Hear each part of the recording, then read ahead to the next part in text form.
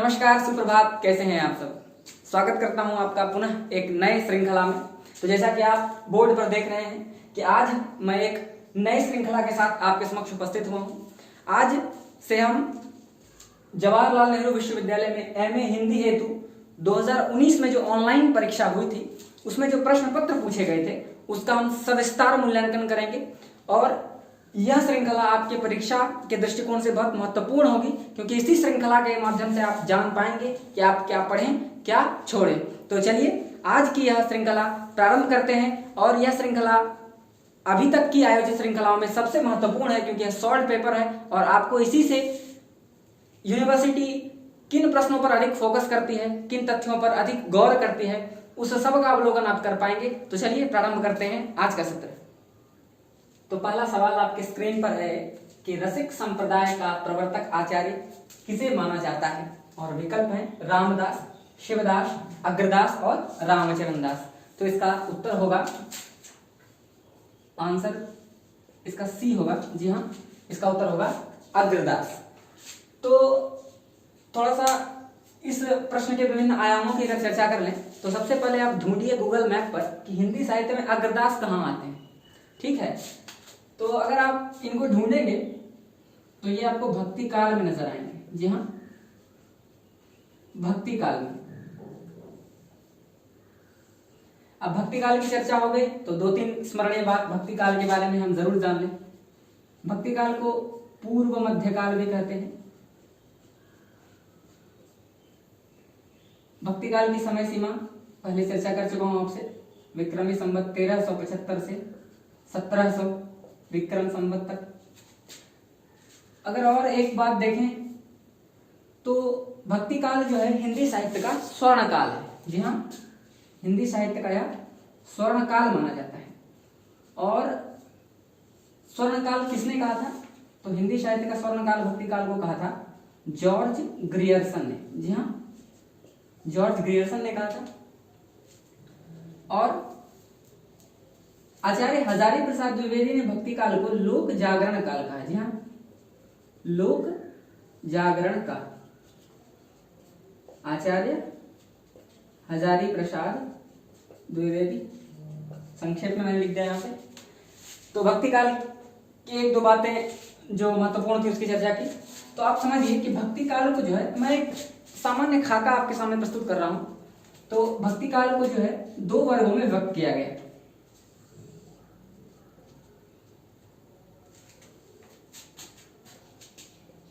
पहला है सगुण धारा। जी हाँ, सगुण भक्ति धारा।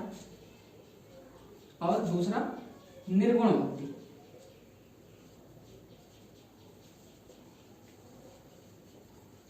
पुनः इन दोनों को दो भागों में वर्गीकृत किया गया। सगुण में आते हैं पहले रामाश्रयी शाखा,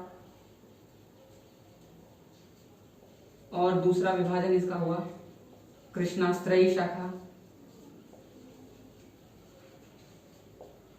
तो हम अग्रदास को ढूंढने का प्रयास कर रहे हैं। निर्गुण भक्ति को भी दो भागों में बांटा गया, ज्ञानाश्रयी शाखा और प्रेमाश्रयी शाखा।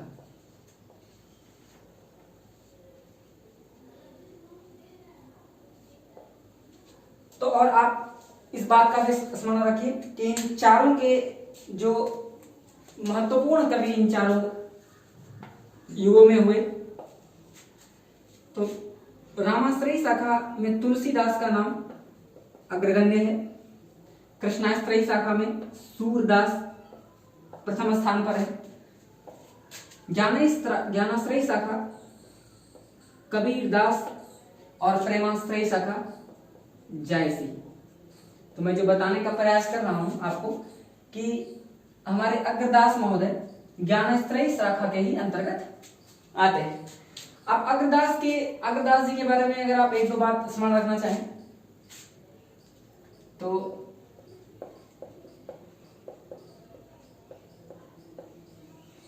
प्रथम बात में आपने जाना कि रसिक संप्रदाय के प्रवर्तक हैं, और दूसरी इनकी आप एक महत्वपूर्ण रचना इसका स्मरण रखें, ध्यान मंजरी। हिंदी साहित्य में अग्रदास का नाम इसलिए भी उल्लेखनीय है क्योंकि इनके शिष्य परंपरा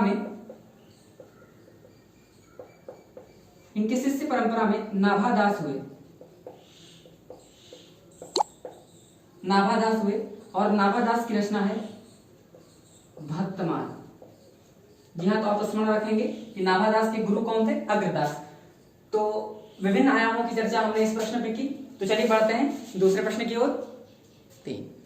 तो प्रश्न क्रमांक 2 है कि आदिकाल को बीज वपन काल का नाम किसने दिया? जी हाँ, आदिकाल को बीज वपन काल का नाम किसने दिया?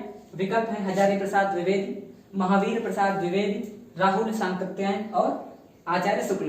तो मुझे पूर्ण विश्वास है कि इस प्रश्न का उत्तर आप संभवतः जानते होंगे। तो जी हाँ, आप सही सोच रहे हैं। महावीर प्रसाद द्विवेदी ने आदिकाल को बीज वपन काल कहा। आचार्य हजारी प्रसाद द्विवेदी ने आदिकाल कहा। आदिकाल की समय सीमा की बात कर लेते हैं संक्षेप में। 1050 विक्रम संवत से 1375 विक्रम संवत तक, अधिक विस्तार में नहीं जाएंगे। राहुल सांकृत्यायन ने सिद्ध सामंत काल कहा आदिकाल को।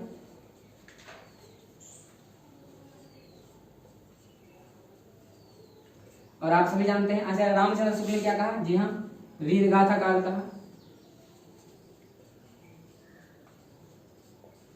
और एक दो अन्य साहित्यकारों की चर्चा कर लेते हैं। तो जॉर्ज ग्रियर्सन साहब ने आदिकाल को नाम दिया चारण काल।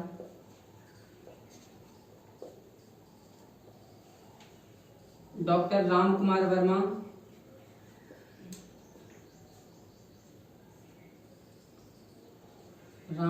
वर्मा के अनुसार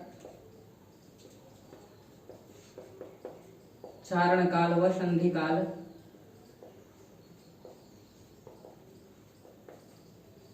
और मिश्र बंधु होने से प्रारंभिक काल कहा।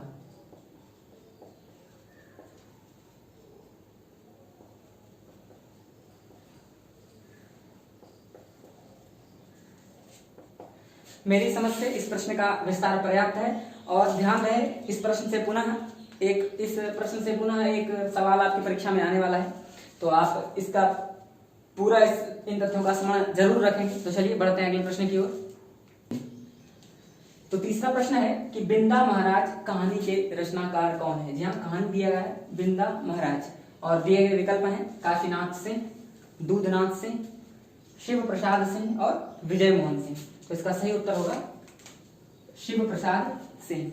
तो विकल्पों पर जरा आप गौर फरमाइए कि पहला विकल्प है काशीनाथ सिंह।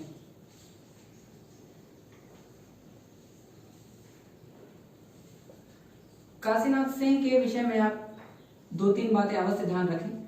इनके 3 प्रमुख उपन्यास हैं। पहला है रेहन पर रघु,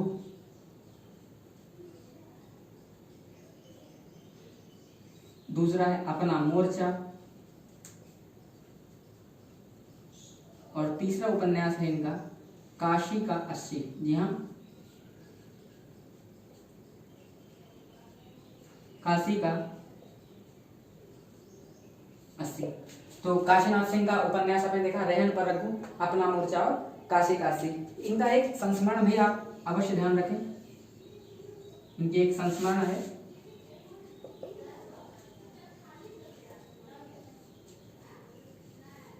आछे दिन पाछे गए। जी हाँ, इनकी एक संस्मरण है और परीक्षा के दृष्टिकोण से महत्वपूर्ण है। आछे दिन पाछे गए। तो मुझे लगता है काशीनाथ सिंह के बारे में आप उपन्यास रेहन पर रघु, अपना मोर्चा, काशी काशी और संस्मरण में आछे दिन पाछे गए। दूधनाथ सिंह के बारे में अगर आप चर्चा करना चाहते हैं तो इनकी एक नाटक यम गाथा बहुत प्रसिद्ध है। यम गाथा इनका नाटक है। अगर इनकी एक प्रमुख कहानी संग्रह की भी हम बात यहाँ पर कर ही लें तो इनकी कहानी संग्रह है धर्म क्षेत्रे कुरुक्षेत्रे। जी हाँ, धर्म क्षेत्रे कुरुक्षेत्रे, यह इनका कहानी संग्रह है। आप विधाओं का हमेशा ध्यान रखें। कहानी संग्रह है और एक इनकी आलोचनात्मक निबंध है, उसका नाम है सपाट चेहरे वाला आदमी। जी हाँ, सपाट चेहरे वाला आदमी, ये इनका आलोचनात्मक निबंध है। शिव प्रसाद सिंह की चर्चा हम कर चुके हैं, इनकी कहानी है बिंदा महाराज। और एक जो अंत में बचे हैं विजय मोहन, इनकी एक रचना आलोचनात्मक निबंध है भेद खोलोगी बातें। जी हाँ, इनका नाम है भेद खोलोगी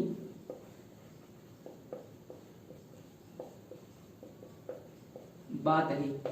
मैंने एक भी तथ्य अनावश्यक नहीं लिखा है, आप सभी तथ्यों की पुनरावृत्ति बार बार करें, इसलिए मैंने सोचा कि आपको इन डिटेल में प्रत्येक प्रश्नों के प्रत्येक आयामों की चर्चा कर दूं, ताकि आप जब परीक्षा में जाएं तो आपका माइंडसेट प्रिपेयर्ड हो कि हमें किस टॉपिक से कौन सा तथ्य पढ़ना है और कौन सा तथ्य छोड़ना है। ठीक है, तो चलिए बढ़ते हैं अगले प्रश्न की ओर।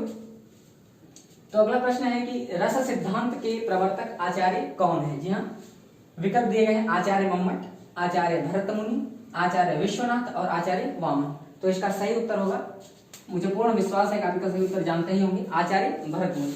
तो अगर आचार्य भरत मुनि की बात करें तो इनकी एक बहुत प्रसिद्ध ग्रंथ जिसकी चर्चा यहाँ करना होगा, उसका नाम है नाट्य शास्त्र। यहाँ परीक्षा के दृष्टिकोण से महत्वपूर्ण है नाट्य शास्त्र। और इन्होंने रस की परिभाषा देते हुए कहा, रस की परिभाषा देते हुए इन्होंने क्या कहा था,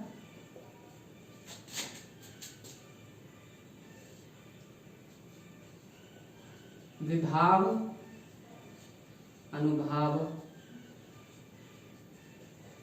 व्यभिचारी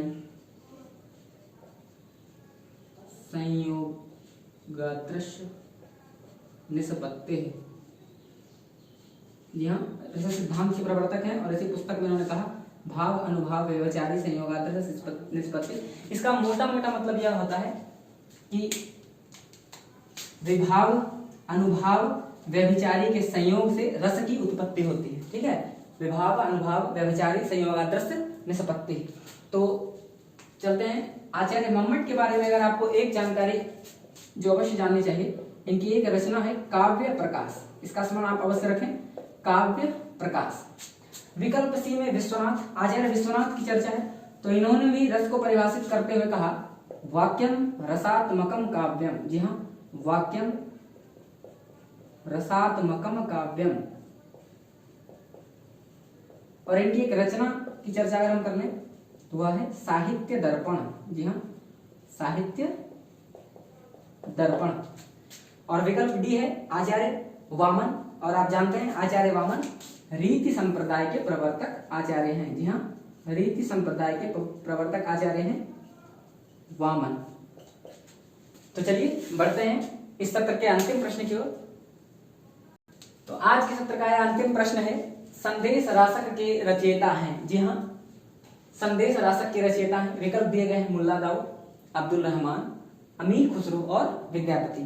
तो इसका उत्तर होगा अब्दुल रहमान। ठीक है, तो अगर विकल्पों पर हम विचार कर लें थोड़ी देर, तो देखिए विकल्प ए है मुल्ला दाऊद।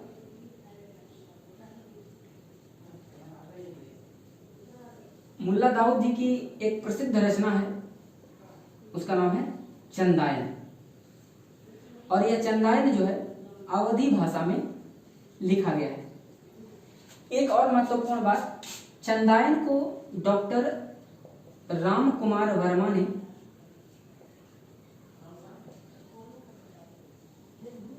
सूफी प्रेमाख्यानक काव्य परंपरा का प्रथम ग्रंथ कहा है। जी हाँ, सूफी प्रेमाख्यानक काव्य परंपरा का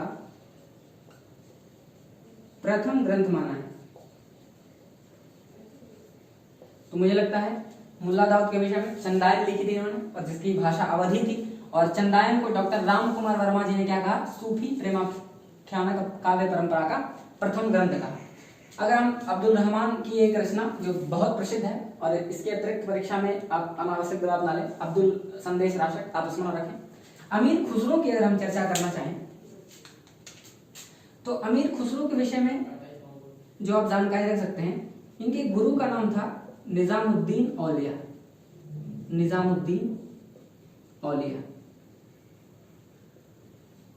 निजामुद्दीन औलिया इनके गुरु थे। और इनका सबसे प्रसिद्ध कोश ग्रंथ जो है उसका नाम है खालिक बारी। जी हाँ, खालिक बारी इनका एक कोश ग्रंथ है। और इनका सबसे प्रसिद्ध कथन है कि मैं हिंदुस्तान का तूती हूं। जी हां, मैं हिंदुस्तान का तूती हूं, और इसीलिए इनको तोताए हिंद भी कहा गया है। जी हां, इसीलिए इनको तोताए हिंद भी कहा गया है। अब चलिए आते हैं विकल्प डी विद्यापति की ओर। तो विद्यापति के बारे में 3 महत्वपूर्ण बातें जो आप अवश्य ध्यान रखें। इनकी एक रचना पदावली, और दूसरी रचना कीर्तिलता और कीर्ति पताका। कीर्तिलता और कीर्ति पताका अपभ्रष्ट भाषा में लिखा गया है, और पदावली की भाषा मैथिली है। तो चलिए इसी के साथ इस सत्र का हम अंत करते हैं। और आप कमेंट बॉक्स में अवश्य बताइए कि क्या यह सत्र आपके परीक्षा के दृष्टिकोण से लाभदायक होगा या नहीं, तभी मैं इस सत्र को आगे कंटिन्यू करूंगा। क्योंकि अगर आप सकारात्मक फीडबैक देंगे, नहीं तो मैं आपको इसके लिंक डिस्क्रिप्शन में PDF आपको सेंड कर दूंगा। और अगर आपको विस्तार पूर्वक वर्णन चाहते हैं तो आप कमेंट बॉक्स में अवश्य लिखें, तभी मेरे अंदर सकारात्मक ऊर्जा का संचार होगा और मैं 100 के 100 प्रश्नों के विभिन्न आयामों की चर्चा करते हुए आपकी परीक्षा हेतु एक ईमानदार और निश्चित भूमिका में आपके साथ खड़ा रहूंगा। तो चलते हैं, मिलेंगे फिर कभी। धन्यवाद।